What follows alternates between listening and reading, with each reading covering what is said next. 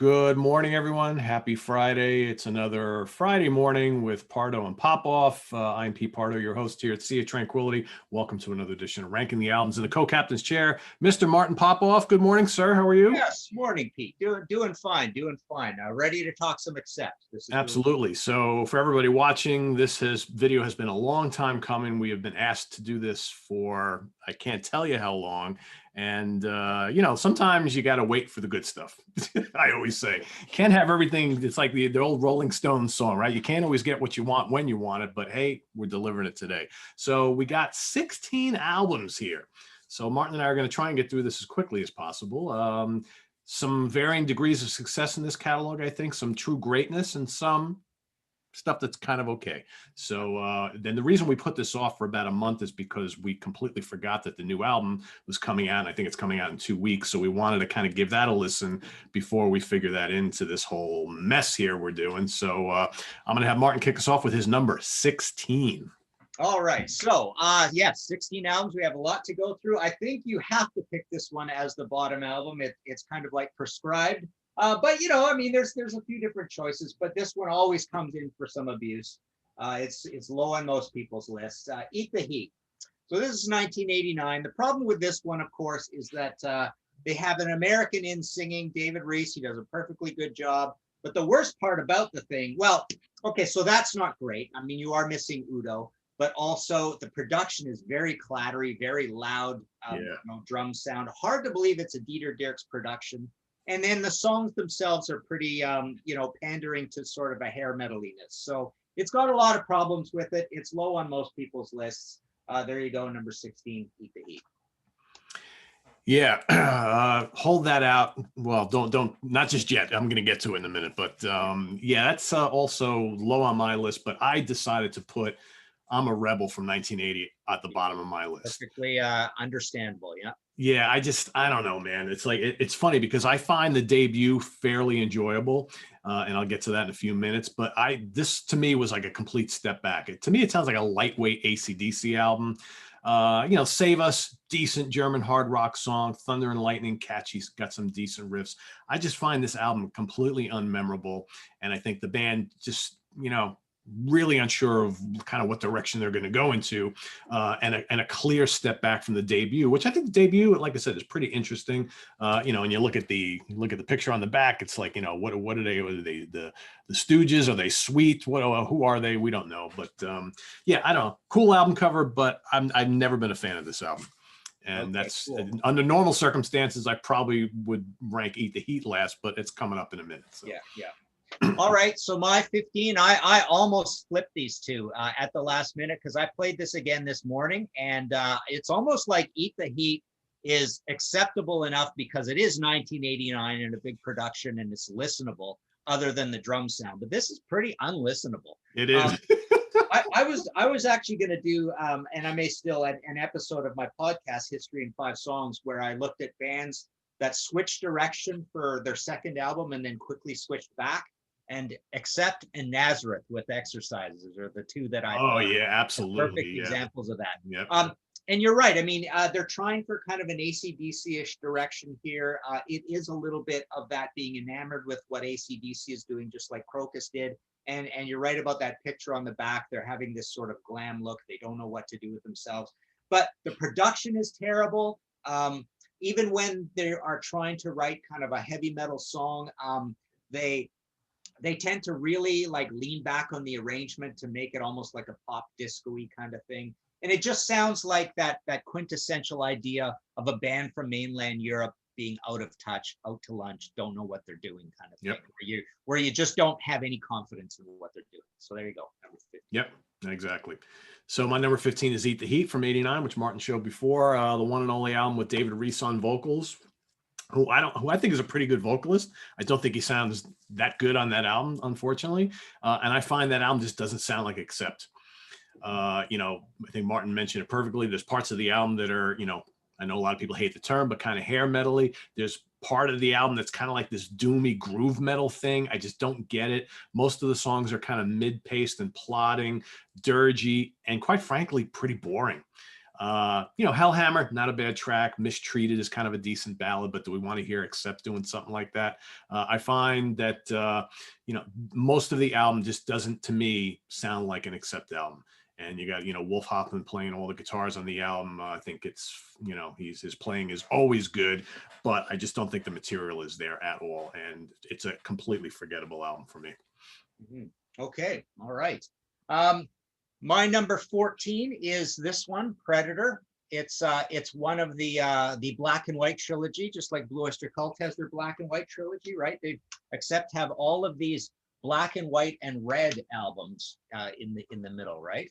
Kind of weird. But Predator, I find this the least sort of successful of all of them. It's quite experimental. The sound is kind of muffly and annoying. But one of the big problems on it is Udo doesn't sing everything. Peter Baltes is in there singing. I counted 4 songs that don't have Udo singing, and one of them sounds like someone else, or maybe it is Peter in a higher voice or something. But Peter is not a good singer, so he sings on this record. I just find it's got party stuff and even a weird kind of post-punk song, and the closing track, Primitive, has like electronic drums on it.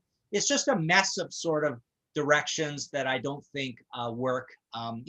Credit to them for trying something a little different, but I don't think Peter should be singing either. So, well, don't put that away, Martin. That's my number 14 as well. Yeah. Last album with Udo, to me, it's kind of like metal by the numbers. I think the band sounds really tempered on this album. You got Michael Cardellone, however he says his name, on drums. Okay, obviously not a German, right? He's made a nice career for himself. He's with Damn Yankees and Skinner for many, many years. Making Me Scream, kind of heavy. He's got these weird Middle Eastern tones to which is kind of interesting, I guess. Title track's kind of crunchy. Crucified's kind of speedy and whatnot, but man, I just find the rest like really average and just not all that interesting. And it's I think Accept has, for the most part throughout their career, has always been a band that's pretty interesting. And when you hear some of their albums and you're kind of like bored by it, something's really wrong. And you listen to this album and you can kind of see why Udo was like, all right, I'm out of here, I'm done with this, because they don't sound inspired at all.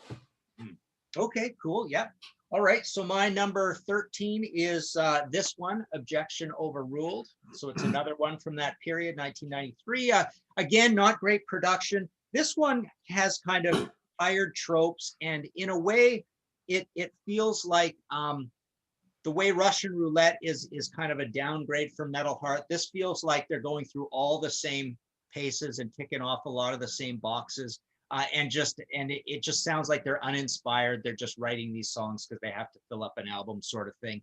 I mean, Donation is a weird one. It's kind of like a Stonesy sort of thing. It's got a ballad on here. There's some speed metal, some double bass.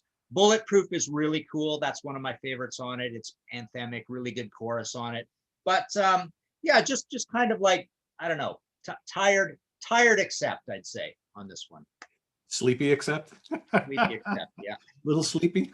Unacceptable Accept. There you go. All right, my number 13, I really struggle with where to put this on the list, because I do like this album. I'm going with the 1979 debut.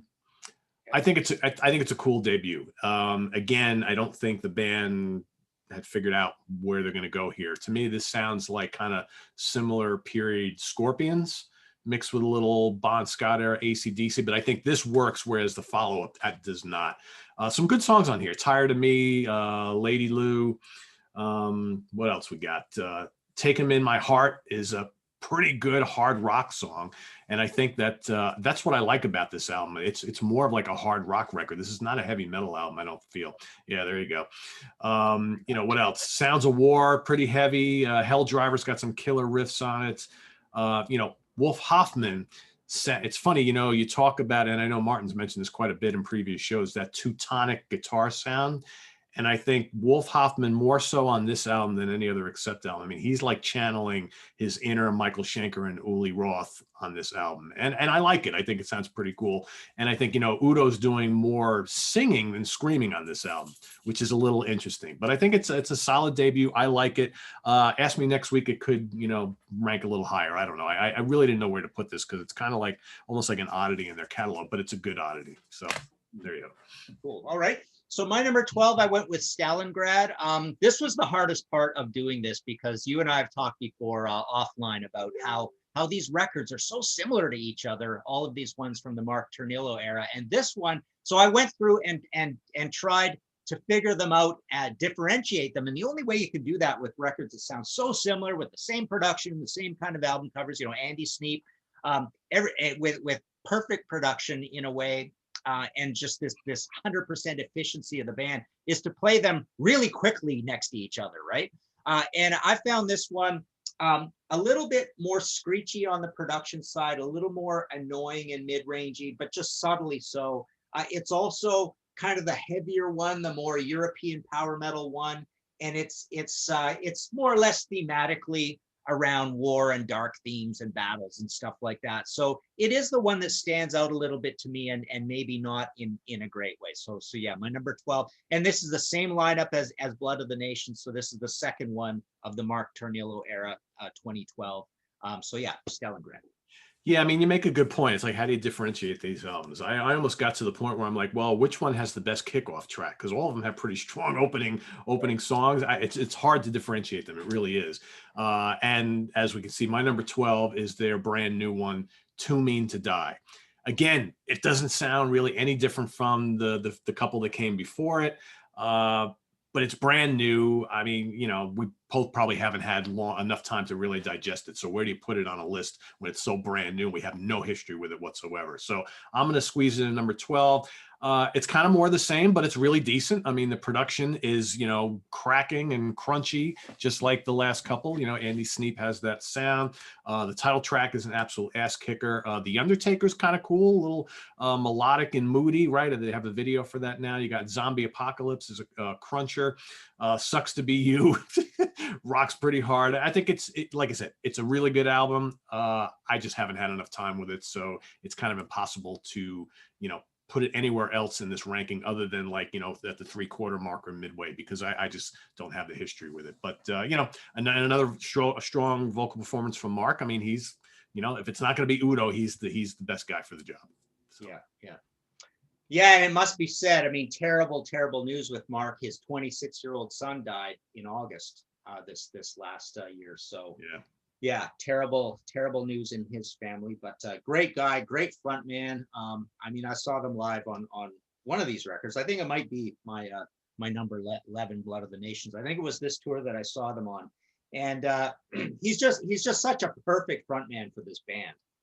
He's the build, he's up there, an older guy. He's got his shirt off. He sounds like Udo, but almost like a better version. He commands the stage. Yeah. He's just like, what a great choice if you have to replace Udo in this band, right? So, all right. So my number 11 is Blood of the Nations, and I went with this one. It was kind of interesting when playing them in really quick succession. I thought they did kind of improve a little as time went on, and I've decided my favorite is the middle section of these records, because I played this one again, and I remember the excitement around it. It's a little bit like the excitement around Brave New World, or Angel of Retribution, I imagine. But I think the cliches are a little more cliche on here than they got later on. So I'm just gonna go with this one as maybe one of the weaker ones of the new lineup, even though we were super excited about it when it first came out. So I've got ones from this era higher than this one. So yeah, Blood of the Nations. And what a great lineup. We've got Stefan Schwartzman on drums, but Peter is still in the band at this point. He's gone now. Herman Frank was still in the band. He's gone now. And Wolf and Mark, the key dudes of the band. But yeah, there you go, number 11. Yeah, I mean, you're absolutely right. There was a ton of excitement when that came out, and I saw them on that tour. I've seen them 2 or 3 times since Mark joined the band, and I mean they're a powerhouse live, and there was so much excitement, going to see that in New York City. Accept is back, right? And I think most people accepted him in the band with open arms. I mean, you don't normally see that. A lot of times when you have these established bands who have this kind of like iconic singer leaves, they get someone new in, at first it's kind of dicey, but I always got the feeling that they welcomed him, pretty well right from the beginning, which was good to see. But it helps that you release a really good album, that first album, right? Yeah. So kind of like the Black Sabbath Heaven and Hell thing, right? All right, so my number 11 is Objection Overruled from '93. Udo back in the band for the first time since Russian Roulette. I like it. I think it's a pretty good album. Title track is decent. I Don't Want to Be Like You is a really cool song. The Slaves to Metal is this big, massive metal track. I like that quite a bit. Bulletproof has got those anthemic, choruses, just like we want to hear from them.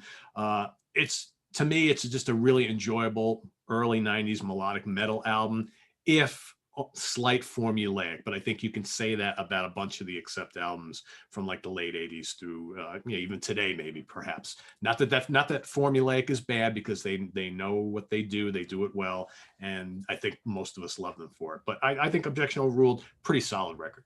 Mhm. Okay, all right. And my number 10 then is this one. Death Row. I mean, I really think of the black and white period, everything came together like this. You know how when we talk about Black Sabbath, for some reason, I think all the good songs just fell on Eternal Idol, and they aren't elsewhere in the Tony Martin years. I just love that record, and it almost feels like that with this. These songs could have been showing up on the other ones of this period, but I think the experiments are great. The production is incredible. The drum sound and the guitar sound is so cool on here. You've got What Else is a very weird sort of songs. Bad Habits Die Hard is a cool party headbanging one. Bad Religion is killer. So yeah, I just think everything felt right on this record. It's 1994, a weird time for metal. Credit to Accept for not screwing up in this period and doing something like completely weird and bizarre. I mean, I suppose Eat the Heat is them screwing up and following a trend or whatever. I mean, it is a little heavy and dark, having a little bit of that hangover from or influence from the grunge end of things. But I just think it's a vicious, heavy, cool album, and brave and pretty experimental. So it's my favorite from that period. Keep It Out. That's my number 10 as well. Right. So, Yeah. yeah, I think it's a very solid record. I think it's their best album from that period. I think it's totally underrated. You got the really grinding, heavy title track. The Beast Inside is big, dramatic, and heavy. Dead On, great headbanger, sizzling Wolf Hoffman solos, Like a Loaded Gun, another really good, memorable anthem. And more importantly, I think Udo sounds terrific on that album. I think one of his strongest vocal performances of the non-early classic period on an Accept album from that one there. So Death Row, yeah, that's my number 10 as well. Yeah, it's considered like just the 4-man lineup of the band too Yeah. at this point as well, right? So, Yep. All right. So my number 9, I am going with what we used to call it in the early days, Chick with Chainsaw. That was the name of this album, right? To distinguish it from I'm a Rebel. With, I believe, yeah. Hang on, let me get this straight. I'm starting to forget, but I think in Canada, that I'm a Rebel album, it did come out here, and it was just called Accept. So they have 2 albums that are self-titled. But so I was playing this again this morning, and why I rated it fairly high is it's really heavy for a 70s album. This is January 1979, and they do a really good job of being heavy on here. It falls down a little bit with it. It does have a ballad, Sea Winds, on it. But I think the main reason it falls down is they've got a guest drummer on here, Frank Friedrich, and he sounds a little kind of like clattery and frantic and not too tight, which is emphasized by the production also being that way. So they do sound a little kind of amateurish on here, but very, very heavy and modern with the songwriting. I mean, there's some Tired of Me is an incredible song on here. Take Him in My Heart is really cool. Sounds of War is really big and epic. So, already they're doing a good job of being the baby Scorpions, right? Yeah. That's sort of what how we framed it as kids when Accept coming out. Kicking Scorpions' ass just the same way Halloween would come out and be like the baby Iron Maiden kind of thing, right? So yeah, I really give it a lot of credit for being quite heavy and quite modern in the songwriting for a debut album, and for being a 1979 album. I did an episode of History in 5 Songs on the uh, heaviest albums from the 70s. Maybe I just did American. Anyways, this is one album that I always forget. I mean, it would go with the Motorhead albums and the Heavy Load album, and maybe Van Halen 1, Montrose 1. But this is actually one of the heavier albums of the 70s. So that's pretty cool. Yeah, it's good, but it's to me, it's got like a heavy, like hard rock sound. I don't know so much that it's metal, but it's almost like kind of like Judas Priest rock and roll on steroids. Right. Yeah. Bit, yeah. You know? Right. Yeah, definitely cool. I dig it. Like I said, I didn't know where to put it in this list because it's like to me, it's really different, but in a good way. So, yeah. All right, where are we? Number 9. I'm going to go with 2014's Blind Rage. Yeah. All right, from the current lineup. I absolutely love that cover. I mean, that's yeah. That bull looks pretty mean there, right? Andy Sneap once again delivering similar production. Mark sounding great on here. You got some really standout tracks: Dying Breed, Fall of the Empire, The Curse, Stampede is a killer track, Trail of Tears. Again, kind of formulaic, but you know what? It's fun. It's heavy, and if you get the digipack, you get this live and chilly performance, which worth hearing if you like seeing this band live. And if you've seen them live, here you get to see them go through a whole bunch of classic tracks and some of the newer stuff. So again, really, really solid. I dig this. I played this a ton when it first came out. Is it the best one from that era? Probably not, but it's still really enjoyable, I think. Back to you. Cool. All right. So my number 8, I went with Russian Roulette. Now, this is an album I know really, really well because it happens to be on, I think it's on both of my iPod Classics, so I play it in the car a lot. I play this album a lot. But I'm a little, the production is not great on it at all. To me, it's a little bit like their, I love AC/DC Flick of the Switch, but Flick of the Switch is their raw, let's go self-produce after those big albums sort of thing. And there's a little bit of that ethic in here. They wanted to get back to a heavier sound because they got a little bit of stick for Metal Heart. So this is a little bit more aggressive and dark. But recorded by Michael Wagner. I think they call it produced and arranged by Accept. Yeah, so it is a self-produced album. So there's a lot of songs on here that aren't that great. The production definitely isn't great, but I've got it fairly high on my list because I would say 3 of my favorite 12 Accept songs of all time would be Monster Man, Aiming High, and Man Enough to Cry. I mean, those songs just far and away amazing Accept classics, and they're all on here. But a lot of the rest of the album, I'm not a big massive fan of. Love that album cover too. Really. Yeah, the album cover is great. There you go. All right, well, more about that in a minute. But before we do, my number 8 is The Rise of Chaos 2017. A lot of fun. I mean, this album, I think there's one album from this period that I enjoy a little bit more, but I think this one is just top to bottom pretty fun. It's maybe, I don't want to say their most lighthearted album, but I think this album is loaded with a lot of hooks, and it just makes for a really pleasing listen. Like we mentioned, it's hard to differentiate some of these albums because, Andy Sneap has just, gotten this band to sound, every album is so precise, almost identical, but not. And like, that's not necessarily a bad thing, but you got Die by the Sword on here, Hole in the Head. Analog Man is like super catchy. I remember when Analog Man first, I think they released that as a single before the album came out. And I was kind of like, oh, that's kind of hokey. But the more you listen to it, the more you're like, you know what? It's actually a lot of fun. Title track is a complete crunch fest. The only song I don't like on here is that Kool-Aid song, which I think is rather silly. But the rest of it, really, really good.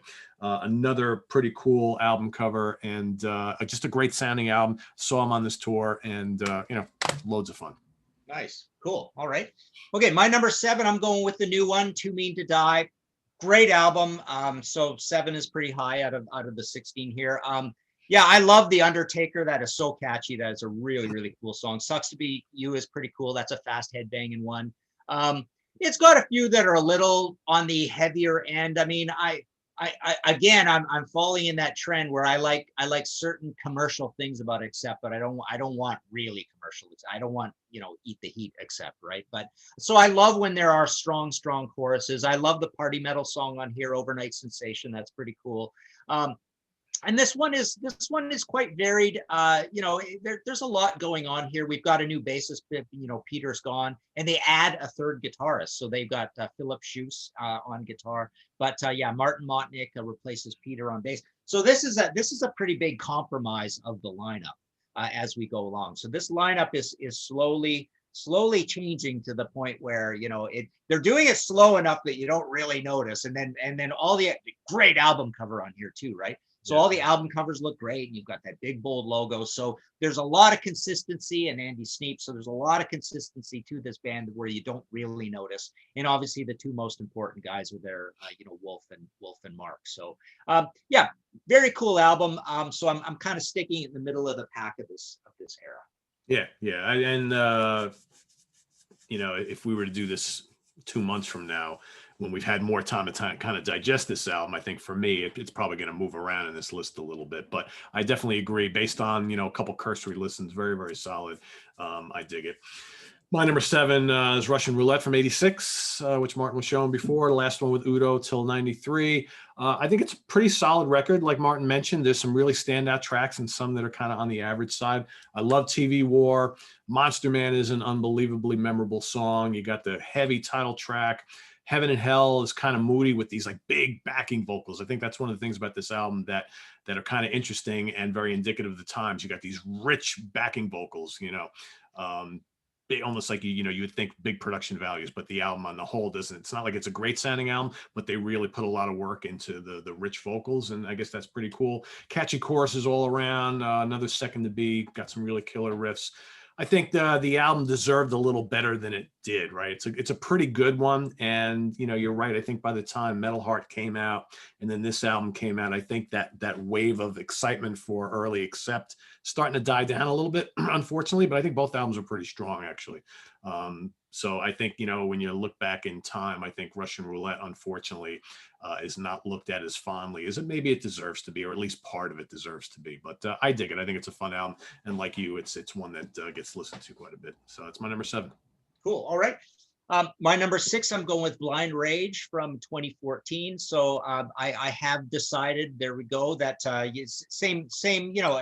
Many of the points you've made are dead on to what I believe as well.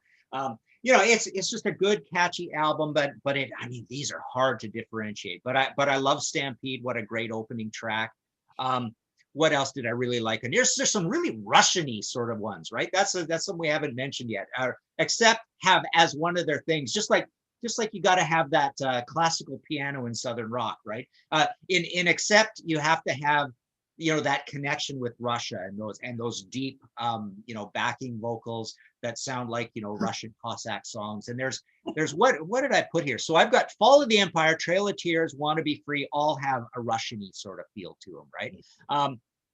Love Stampede on here. Dark Side of My Heart is a cool kind of cruising one with great spaces, great chorus and pre-chorus. I mean, they're just such amazing songwriters, these guys. And this is the third in a row with the exact same lineup, so that was kind of cool. So 2014 Blind Rage. Well, speaking of that whole Russian-y sound, Stalingrad, my number 6, is all over this one as well. A lot of good anthems on here. Hung, Drawn, and Quartered is an absolutely great song. And again, we haven't talked about their kind of kickoff songs on all these more recent albums. I mean, Stampede and Die by the Sword and Hung, Drawn, and Quartered and, Beat the Bastards. I mean, these guys know how to impact with that first song. And we're going to, you talk about the early albums too. Absolutely. I mean, Fast as a Shark is one of the greatest album openers of all time, right? But I again, played the hell out of this when it came out. The title track is big and anthemic.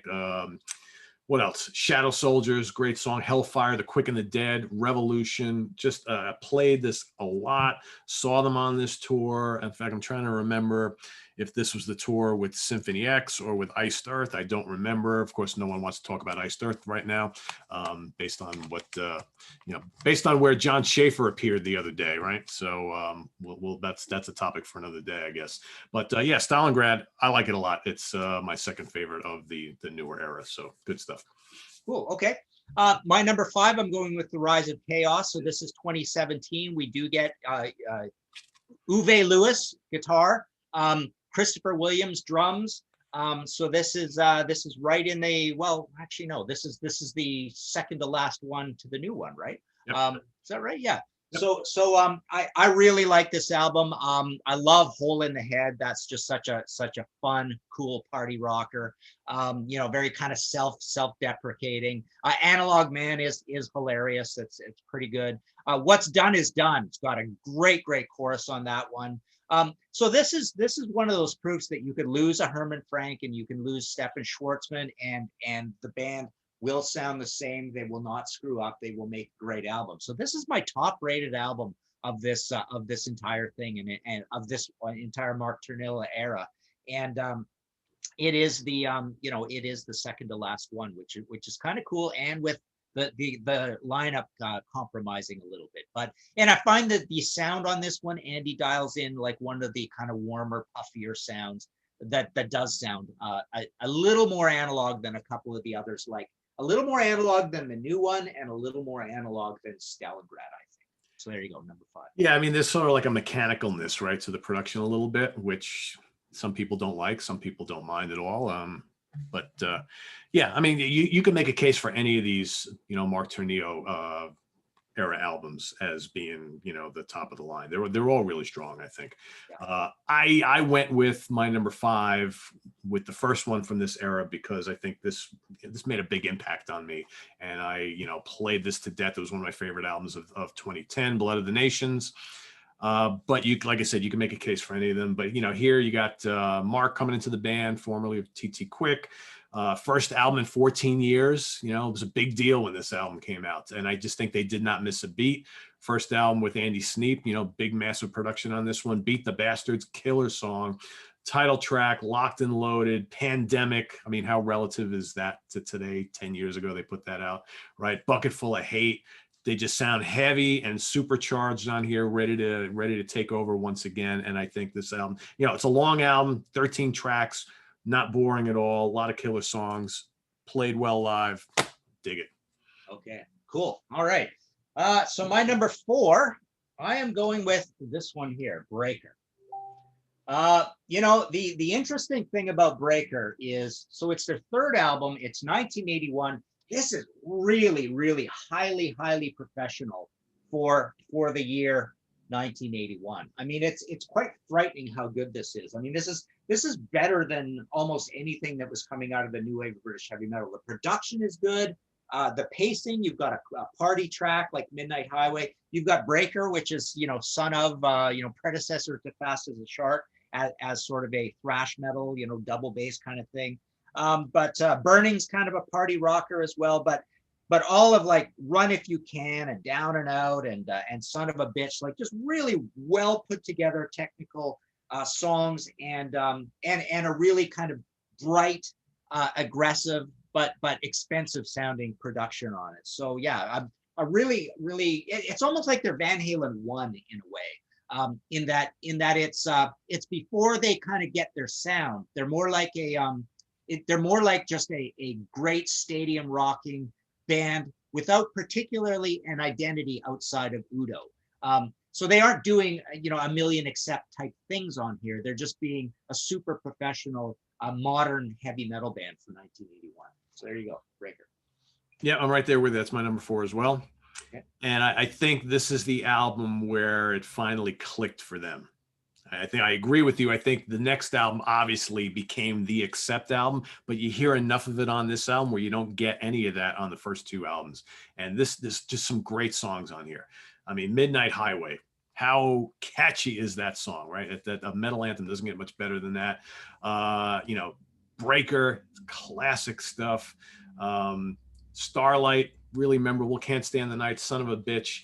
Love the guitar work on this album. You know, of course, you got the flying V's adorning the whole thing. This is just a killer. If you're looking for, you know, the upper echelon of German or Teutonic metal albums in rock and roll history, you got to have this one there. It's a great, great album. You know, could you imagine if this was their debut? Yeah, yeah. We'd be calling it one of the strongest debuts of all time, right? It's Yeah, that good. absolutely. It's that good. Yeah. Very cool. Okay. So my number 3, I am going with this one, Metal Heart.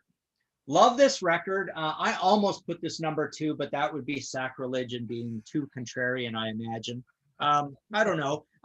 But you know, this is, by this point, they really did get some abuse on this album for 2 songs that are actually my favorite songs on it. So here I am being really commercial again, but I love Midnight Mover. I love Screaming for a Love Bite, especially that one. And of course, Metal Heart. Like, what an anthem. It's probably the best Accept song. Just so well put together, so Teutonic.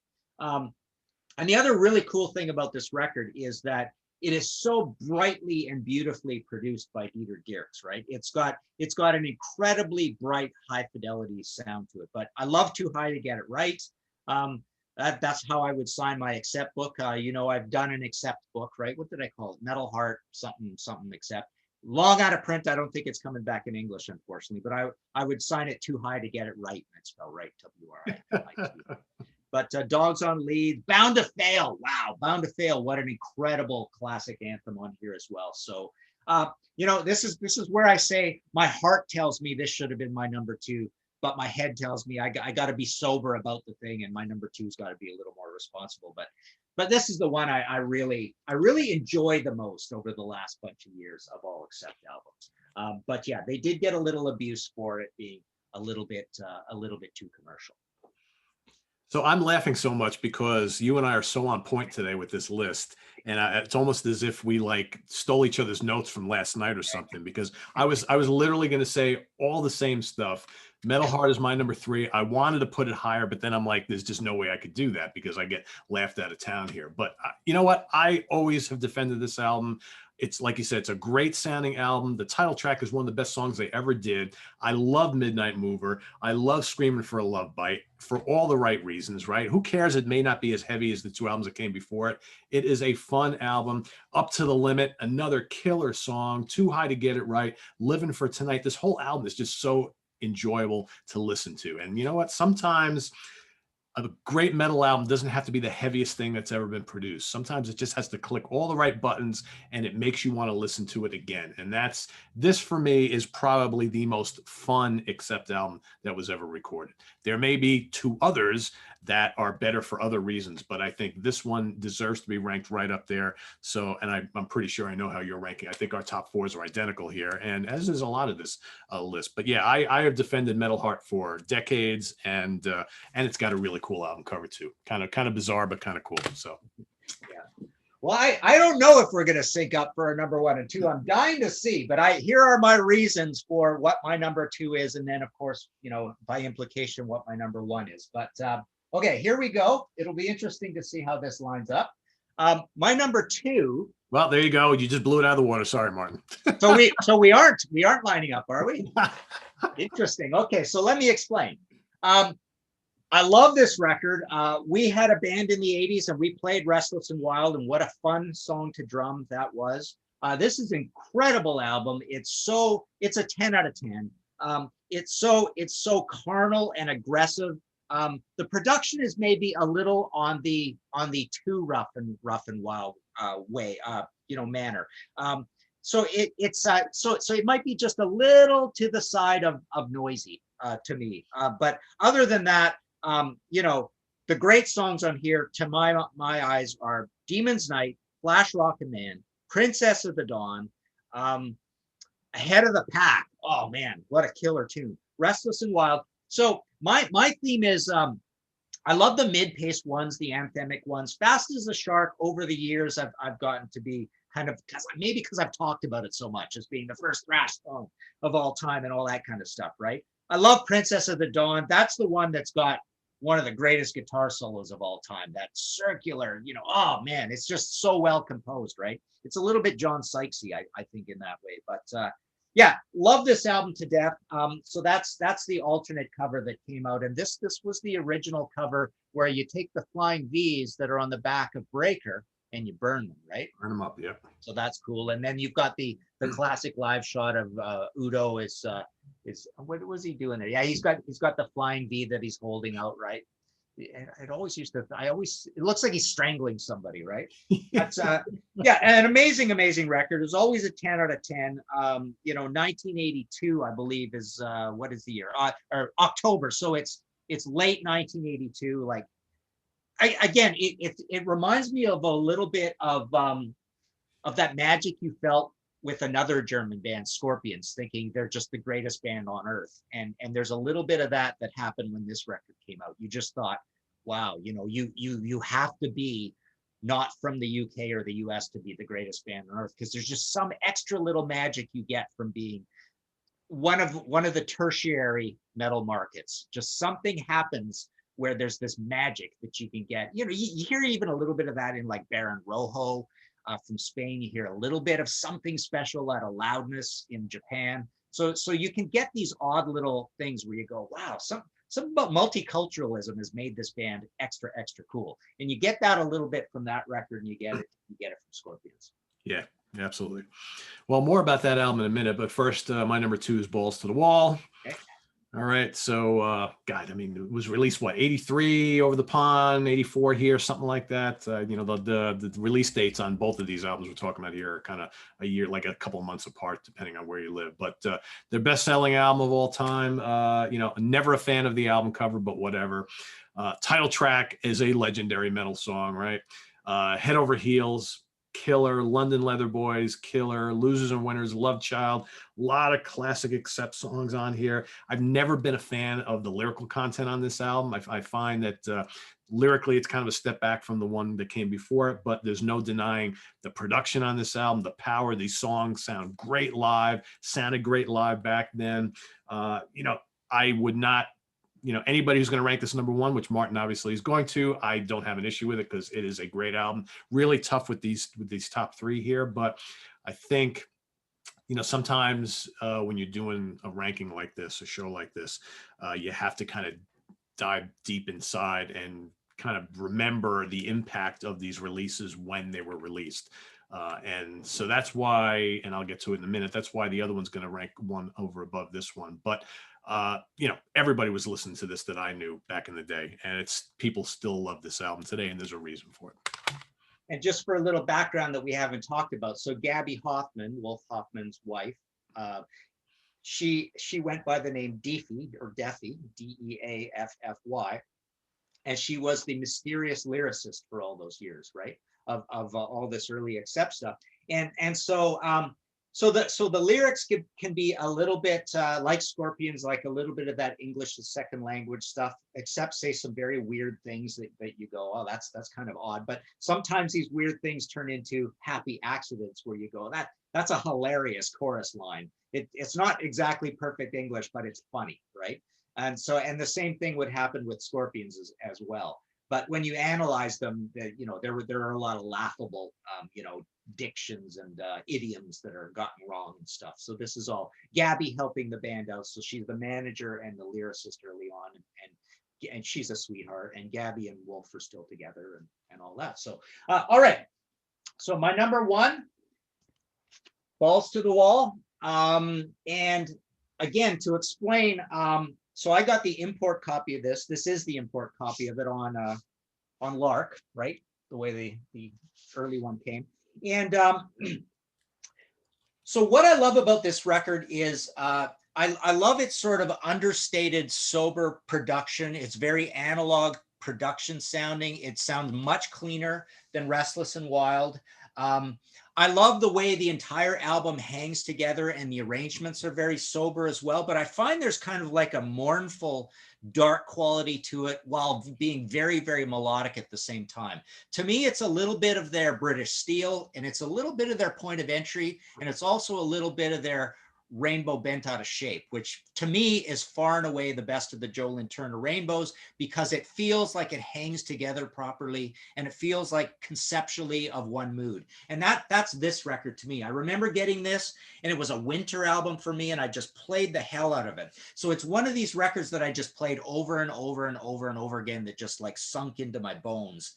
And yeah, I just like London Leather Boys, Head Over Heels, Love Child, Losers and Winners is probably my favorite song on the whole thing. Balls to the Wall is pretty cool, but it's a little overplayed and it's a little dull and it's a little slow, right? Winter Dreams, I don't really care much about. Losing More Than You Ever Had, I really like as well.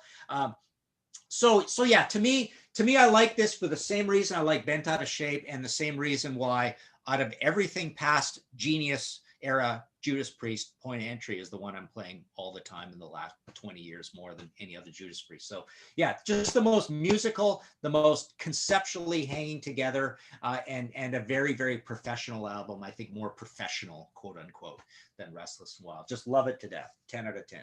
There you go. Well, my number one, obviously no surprise here, Restless and Wild. Yeah. Quite frankly, I like the other album cover better. This is still pretty cool, but I owned the other one with the live shot with Udo. You know, that's the one that I had. I think mine was like pink or white vinyl, if I remember correctly. Red. It's like Fire Engine Red, right? Yeah. Okay. Yeah. Yeah. I still remember the first time I heard that album. I went over to a friend's house. Yeah. And he put the needle down, and you hear the scratches, and you're like, oh, something wrong with your LP. And then all of a sudden you hear dun dun dun dun, dun hi-dee, hi-ho. And I'm like, what the hell is this? And then that scream comes in, and that juggernaut riff and the double bass drums. And I was like, holy crap, this is amazing. And the whole album for me is like that. I mean, it's just like nonstop, fast as a shark. You know, the title track is killer, Ahead of the Pack, Neon Nights, Princess of the Dawn, like you mentioned, one of the greatest Accept songs, I think. Flash Rockin' Man, so many great songs on here. Every song for me is a classic. And I think, like this album, you know, basically a 10 out of 10, or, you know, push it to 11 if possible, but both great songs. I think, you know, there probably aren't many Accept fans out there who would not rank these two right at the top.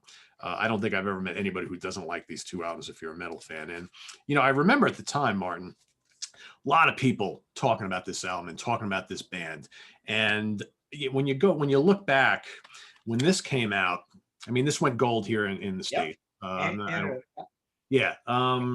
I almost feel like, based on what was getting so popular at the time, maybe it's because of Udo's vocals, which for some people were hit and miss back in the day. Why did this band not ascend into platinum status like the Scorpions, like Maiden, like Judas Priest, and so many other bands? I mean, they were getting there with this. I'm surprised that this album didn't do it for them. And then this album, which is more accessible than this, just kind of didn't even do the business that these did. So it's a big mystery why, Accept, to me, especially in North America, were not bigger than they were. Well, it's the Udo look as well. The short hair, the being short, a little bit of pudginess, the camo, the the suspenders. So he, the whole presentation of the band was a little bit like novelty frontman and the rest of the guys all in lockstep doing this and looking really like good looking guys. So it's almost like there was a disconnect there. It wasn't this unified package, I suppose. So that's a part of it. And you're right, Udo's vocals are pretty extreme vocals as well, right? He did not have the the accessibilityness, the radio friendliness, the high voice, or even the range, really. I mean, he's a growling, aggressive vocalist. So, but they had the one hit, and like you say, I mean, the interesting thing is that this is the business kind of working in a way that there was so much excitement around this great album, Restless and Wild, that it was almost like deemed, just like when we talked about Faith No More, right? There was so much excitement around that band that you knew their next record was probably going to do all right. So Accept ended up with a gold record, maybe despite Udo, but they had the one big hit. With the cheekiness, Balls to the Wall, and then that whole gay controversy, right, about a few of the lyrics lining up, looking like they're, are these guys gay or whatever, and they'd have to answer that in the interviews and all that, right? So there were other reasons to talk about Accept, I suppose, but yeah, I think it's just unfortunately, it comes down to just this novelty feel about the package that is Udo. Yeah, I agree. But nonetheless, pretty good catalog. And hey, look at it this way: we're still listening to them all these years later. Yeah. What does that What tell a you? great catalog. I mean, 16 records. I mean, going through this, I realized that this is a band without, one, maybe two records out of the entire 16 are fails. And the rest all have a lot to offer. Yeah, I'd agree with you. I'd agree that there's really only two stinkers here. The rest all have enough to merit them pretty high. And yeah, good stuff. Very consistent. No matter who the singer is. Well, in one case, we can say it matters, but the other two guys have done a fine job in this band. And let's give Udo a little bit of credit. Udo's got a lot of great solo albums to his credit as well. Yeah, exactly. Which is a topic for another day, I suppose. Great. Of course, I open up that can of worms. Now we're going to get 20 comments. Rank the Udo catalog. It's like, all right. So there you have it, everybody. 16 albums ranked by Martin and myself in the comments below. Please rank them as you like them. Remember, there's no right or wrong answer here. Everybody hears these differently. Do all 16, top 10, top 5, whatever you want. Go for it in the comments section below. Martin and I will be taking a look at that later on. And I want to thank Mr. Popoff once again for joining me on this Friday morning. But don't touch that dial because he'll be back on Monday for a ranking of the Robert Plant solo catalog. And a week from today, another long time coming show, ranking the albums of the Tubes, another really cool band. So that's all coming up next week. This weekend on Sunday, Rich Catino is joining me for our top 10 albums of Overkill. You may be asking, but why not all the albums? Because they got way too many fucking albums. That's why. So we're just going to do our favorite 10. And what else? Next week, Sydney Taylor from the Hudson Valley Squares is joining me on the show. We're going to do top 10 songs of Black Label Society. We've got Monday night's Hudson Valley Squares coming up on Monday, a really cool topic and a really cool guest star. So tune into that and all sorts of other stuff. Martin, you want to plug your site and any new books that are in the works? Well, a funny thing, I'm jumping in the car after this and driving across town to Burlington because I picked up, I've run 8 copies of this Collector's Guide to the 2000s, 600,000 words, and 15 copies each of the 70s book and the 80s book.